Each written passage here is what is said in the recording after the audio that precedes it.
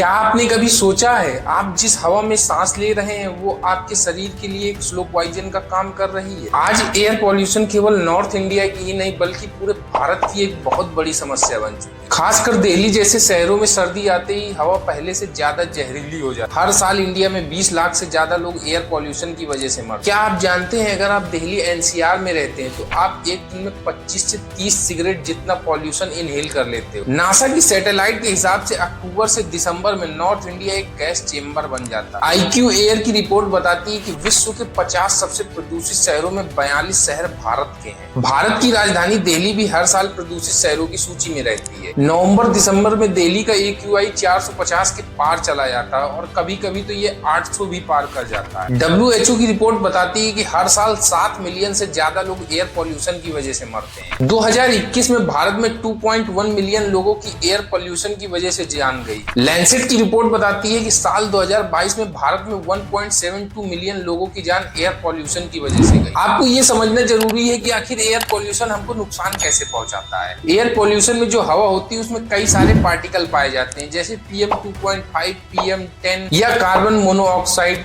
और जो PM2.5 और PM10 है ये हमारे शरीर के लिए बहुत नुकसानदायक होता है और उनमें से जो PM2.5 है ये तो हमारे शरीर के लिए बहुत ही ज्यादा खतरनाक होता है क्योंकि ये हमारे शरीर के एक बाल से 30 गुना ज्यादा छोटा होता है। ये लंग्स के अंदर जाकर ब्लड स्ट्रीम तक पहुंच जाता है जिसकी वजह से asthma, bronchitis, lung cancer, heart attack, blood pressure, diabetes जैसी बीमारियां होती हैं। दिल्ली में एयर पॉल्यूशन के लिए पंजाब और हरियाणा के किसानों को ब्लेम किया जाता है कि उनके पराली जलाने की वजह से दिल्ली में पॉल्यूशन होता है। यहाँ पर एक बात समझनी होगी, पराली जलाना गलत है लेकिन जो प्रदूषण होता है दिल्ली में उसका केवल 7 से 10% ही पराली की वजह से होता है। दूसरा कारण है कंस्ट्रक्शन से होने वाली डस्ट जो कि दिल्ली में प्रदूषण का बहुत बड़ा कारण है। दिल्ली NCR में 40,000 से ज्यादा कंस्ट्रक्शन साइट एक्टिव है और इनमें से आधे से ज्यादा प्रॉपर डस्ट कंट्रोल फॉलो नहीं करते जो कि एयर पॉल्यूशन को बढ़ाता है। दिल्ली के पॉल्यूशन में कंस्ट्रक्शन की 27% की हिस्सेदारी। तीसरा कारण है गाड़ियों से प्रदूषण। दिल्ली में 1 करोड़ से ज्यादा रजिस्टर्ड व्हीकल है। ट्रैफिक जाम के समय पॉल्यूशन 5x तक स्पाइक करता है। दिल्ली के पॉल्यूशन में व्हीकल्स की 24% की हिस्सेदारी। चौथा कारण है फैक्ट्री से निकलने वाला धुआं। इंडस्ट्रीज अपना एमिशन डाटा हाइड कर देती है और नाइट टाइम में इनलीगल बर्निंग सबसे ज्यादा होती है। दिल्ली के प्रदूषण में फैक्ट्रीज से जो प्रदूषण होता है उसकी 23% की हिस्सेदारी। दिल्ली के पॉल्यूशन में 5वां और जो सबसे बड़ा कारण है वो है वहाँ की जियोग्राफी। दिल्ली की सबसे बड़ी वीकनेस है उसकी जियोग्राफी। 3 तरफ पहाड़ियां और एक तरफ डेजर्ट विंड, ये तीनों मिलकर दिल्ली को एक पॉल्यूशन का बाउल बना देती है। इस बाउल के अंदर जो भी स्मोक, डस्ट, इंडस्ट्रियल इमिशन जो भी आता है वो ऊपर नहीं जा पाता है। इसलिए नॉर्थ इंडिया का पॉल्यूशन अक्टूबर से जनवरी तक एक्सट्रीम रहता है। पॉल्यूशन को कम करने के लिए दिल्ली गवर्नमेंट नए नए नियम लगाती है लेकिन फिर भी पॉल्यूशन कम नहीं होता है। अब तो दिल्ली में बीजेपी सरकार है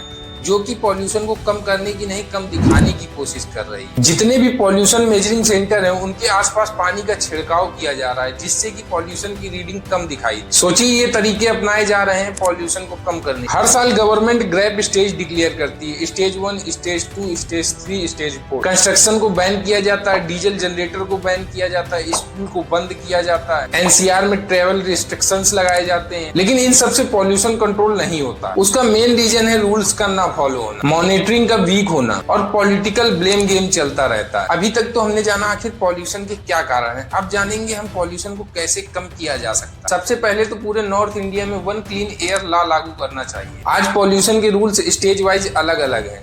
पंजाब के अलग हैं, हरियाणा के अलग हैं और दिल्ली के अलग हैं, इसलिए कोई भी प्रॉब्लम सॉल्व नहीं होती।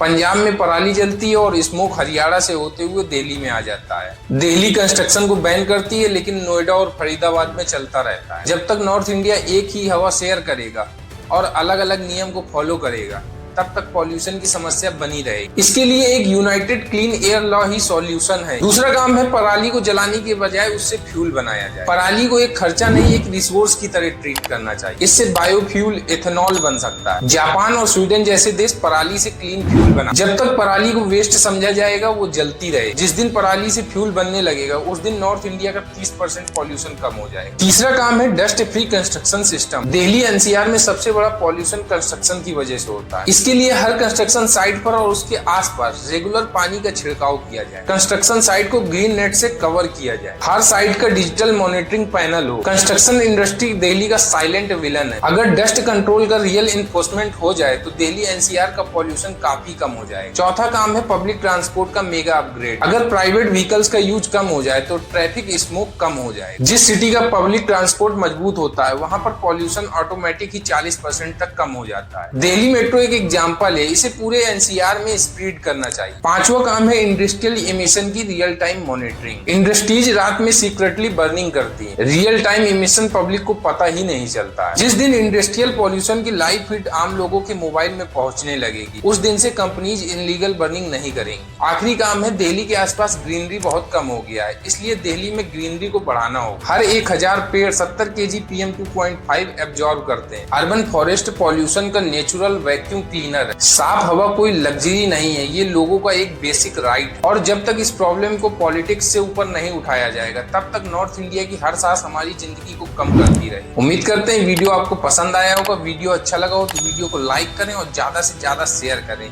मिलते हैं इसी तरह के एक और वीडियो के साथ।